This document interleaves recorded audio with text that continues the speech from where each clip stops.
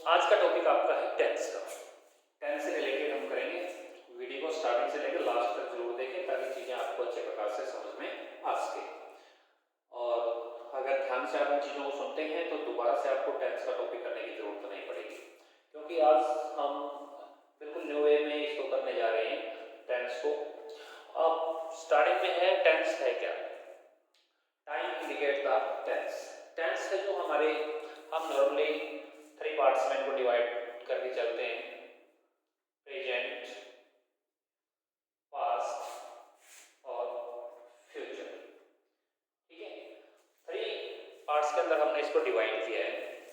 तो इन टेंसेस के अंदर किस तरह की हेल्पिंग वर्ब प्रयोग करनी है, कौन सी मेन वर्ब इसके अंदर आएगी, क्या इस तरह कैसे टाइम को इंडिकेट करते हैं, तो उन चीज़ों को प्रदर्शित करना है इसके अंदर, हम उसके बारे में हम बात करेंगे। तो जो टेंसेज है उसके अंदर हमें स्ट्रक्चर होता है subject, helping verb, main verb और ऑब्जेक्ट। अब सब्जेक्ट और ऑब्जेक्ट तो सभी टेंस के अंदर आता ही आता है। अब मेनली जो फोकस होता है हमारा वो होता है हेल्पिंग वर्ब के ऊपर। ठीक है, कि हेल्पिंग वर्ब है जो वो कौन सी यूज की जाएगी। अब जितनी भी हेल्पिंग वर्ब है वो हमारे प्राइमरी वर्ब से बनेगी। हमारे जो प्राइमरी वर्ब है वो 3 टाइप्स की है। एक आपकी है बी, एक आपकी है डू और एक आपकी है हैव। तो जितने भी हेल्पिंग वर्ब हमारी बनती हैं वो सारी helping verb in primary verb से बनती है।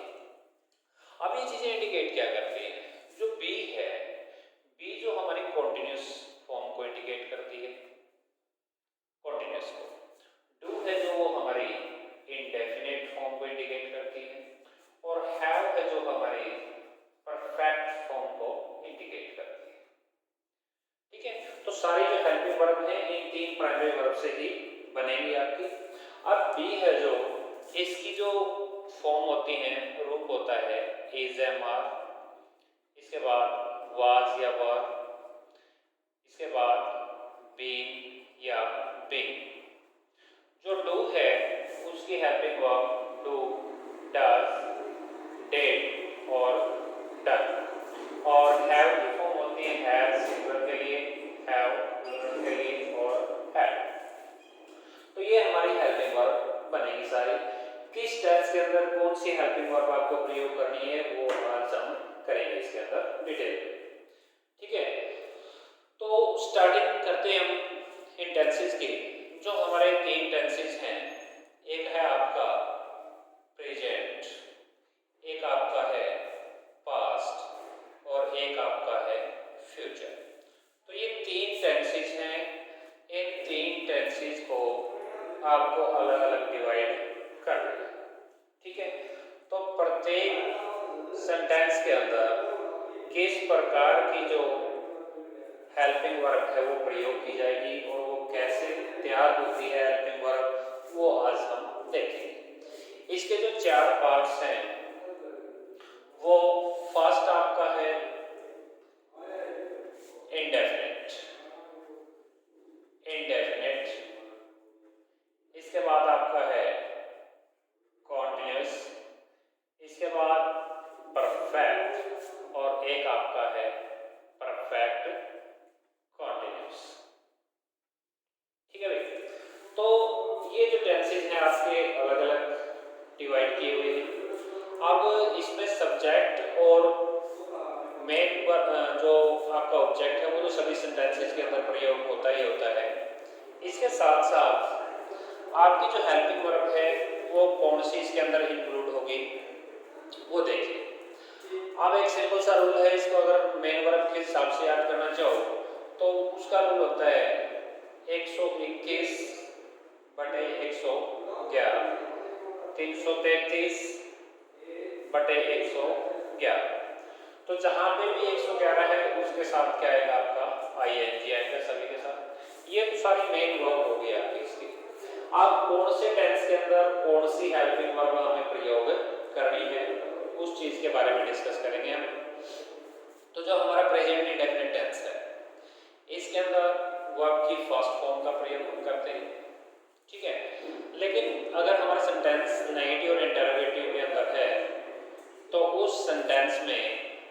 प्रयोग करते हैं डू और डज का। डू और डज का प्रयोग इसके अंदर हम करेंगे। अब डू और डज का प्रयोग, क्योंकि ये हमारे इंडेफिनिट की हेल्पिंग वर्ब क्या है, डू है, तो इसलिए हम इसका प्रयोग करते हैं इसके अंदर डू और डज का। अब जैसे कोई सेंटेंसेस लेते हैं हम कि हमारा जो सेंटेंस है प्रेजेंट टेंस का, हमने लिया Ram writes a letter, Ram writes a letter. तो इसके अंदर ये हमारा सब्जेक्ट है, ये हमारे मेन वर्ब हुई और ये हमारा हुआ ऑब्जेक्ट। ठीक है, तीनों चीजें इसके अंदर आई। अब ये कहता है कि नेगेटिव और इंटरोगेटिव सेंटेंस। पहली चीज थी कि भाई अगर हमारा subject he see it any name और सिंगुलर पर्सन हो तो वर्ब की फर्स्ट फॉर्म के साथ एस या ईएस का प्रयोग हम करते हैं। दूसरी चीज एस या ईएस का प्रयोग किसके साथ किया जाता है, जिस भी वर्ब के साथ A E I O U S S H C H H और जेड, अगर इनमें से कोई भी अल्फाबेट किसी वर्ग के पीछे लगा हुआ है तो उसके साथ तो हम प्रयोग करते हैं ईएस का और बाकी सभी के साथ प्रयोग होता है एस का। ये नॉर्मली बात थी प्रेजेंट इंडेफिनिट टेंस के बारे में। फिर हम अगर इसको लेते हैं इंटरोगेटिव सेंटेंस के अंदर या नेगेटिव सेंटेंस के अंदर, तो हम लिखते हैं जैसे you do not write a letter. अब यहाँ पे हमने प्रयोग किया हेल्पिंग वर्ब, जो इंडेफिनिट की हेल्पिंग वर्ब थी डू, उसका। तो अगर हमारा यहाँ पे आ जाता है सिंगुलर, जैसे he do not write a letter, अब जो एस या एस हम वर्ब के साथ प्रयोग करते थे वो इस हेल्पिंग वर्ब के साथ प्रयोग हो जाएगा, तो he does not write a letter. ठीक है भाई। अब इसी प्रकार से नेक्स्ट हम जब बात करते हैं पास्ट इंडेफिनिट की, तो इसके अंदर वर्ब की सेकंड फॉर्म का प्रयोग किया जाता है। और जब हम सेकंड फॉर्म का प्रयोग करते हैं और ये नेगेटिव सेंटेंस में यूज करते हैं, तो वर्ब का जो हमारी प्राइमरी वर्ब थी, जैसे हमने प्राइमरी वर्ब लिखी थी बी, डू और हैव, तो इनकी जितनी भी हेल्पिंग वर्ब इंडेफिनिट में हमारी किस की चल रही है, डू की, तो डेट प्लस वर्ब की फर्स्ट फॉर्म का प्रयोग फिर किया जाएगा। इसके बाद बात आती है फ्यूचर की आपकी। फ्यूचर सेंटेंस के अंदर क्या होता है, फ्यूचर जो अपनी हेल्पिंग वर्ब है वो खुद लेके चलता है विल और शैल। इसके अंदर हम विल या शैल का प्रयोग करते हैं और फिर वर्ब की फर्स्ट फॉर्म का प्रयोग किया जाता है। टेंसेस के अंदर नॉर्मली क्या होता है, आई और वी के साथ हम किसका प्रयोग करते हैं, शैल का, बाकी सभी के साथ किसका प्रयोग किया जाता है, विल का। लेकिन ये चीजें फिक्स नहीं होती। जैसे हमने लिखा I shall help you, I shall help you. अब यहाँ पे जो हमने आई और वी के साथ शैल का प्रयोग किया है, और कोई भी है जैसे ही विल हेल्प यू, तो ये जो दो चीजें हैं ये नॉट फिक्स्ड, यानी ये चीजें फिक्स नहीं है। नॉर्मली बात में कहा गया है कि आई शैल हेल्प यू। अगर इन चीजों को फिक्स करना है तो हम इसको उल्टा कर देंगे, आई विल हेल्प यू, तो ही शैल हेल्प यू। तो ये जो दोनों चीजें हैं ये आपकी हो जाएंगी फिक्स्ड।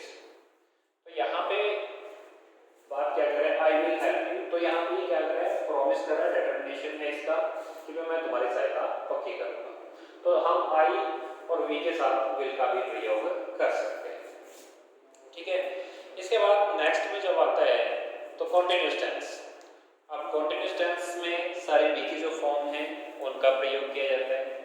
अब बी की फॉर्म आपको बताई है, बी है जो इसकी फॉर्म है आपकी इज एंड आर, और है आपकी वाज या वर, एक है इसकी बीइंग और बीइंग। ठीक है भाई। तो जो प्रेजेंट कॉन्टिन्यूअस टेंस है इसमें इज एंड आर का प्रयोग किया जाता है और वर्ब की फर्स्ट फॉर्म के साथ आई एन जी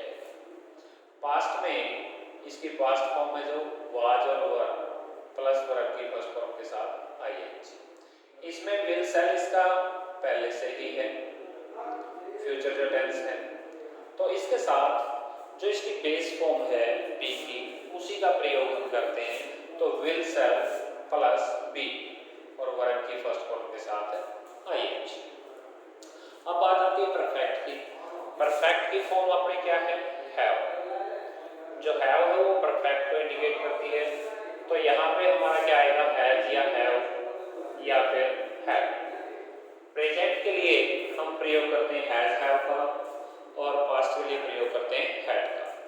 तो इस सेंटेंस के अंदर हम प्रयोग करेंगे हैज या हैव प्लस वर्ब की थर्ड फॉर्म। यहाँ पे प्रयोग होगा हैड प्लस वर्ब की थर्ड फॉर्म।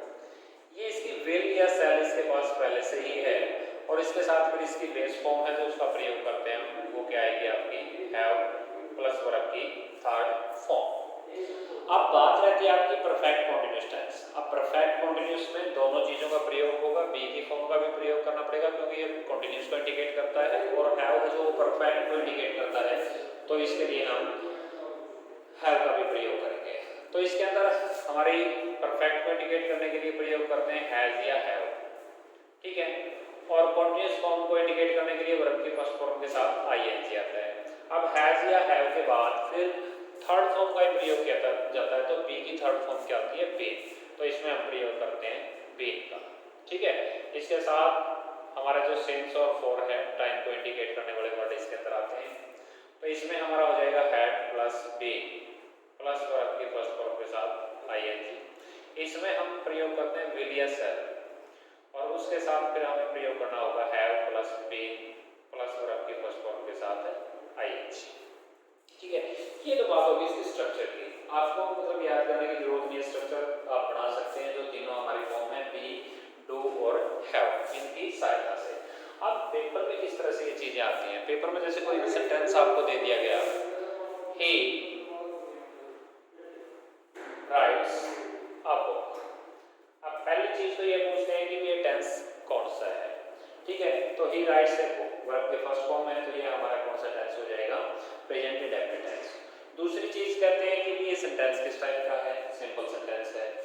थर्ड जो चीज इसमें पूछी जाती है कि भी इसको ट्रांसफर करना होता है, कि भी इस टेंस को आप पास्ट इंडेफिनिट टेंस के अंदर ट्रांसफर करेंगे तो कैसे होगा। तो हम लिखेंगे ही रॉट अ बुक, ठीक है। इसी को मान लिया फ्यूचर में कन्वर्ट करना हो तो he will write a book. अगर हमें स्ट्रक्चर बढ़ाने आ गए तो किसी भी टेंस की सहायता से हम स्ट्रक्चर को चेंज कर सकते हैं। अगर मान लिया इसको बोल दिया जाए कॉन्टिन्यूअस टेंस में चेंज कीजिए, तो he is writing a book, ठीक है। पास्ट कॉन्टिन्यूअस में चेंज करने के लिए कहा जाए तो he was writing a book. अगर फ्यूचर में तो he will be writing a book. तो किसी भी टेंस को किसी प्रकार से चेंज करके आप लिख सकते हो। आपको सिर्फ पता होना चाहिए जो आपकी हेल्पिंग वर्ब बनती है वो बी, डू और हैव, तीनों चीजों से बनेगी। बी है जो वो आपकी कॉन्टिन्यूअस फॉर्म को इंडिकेट करता है, डू है जो वो आपकी इंडेफिनिट फॉर्म को इंडिकेट करता है, और हैव है जो आपकी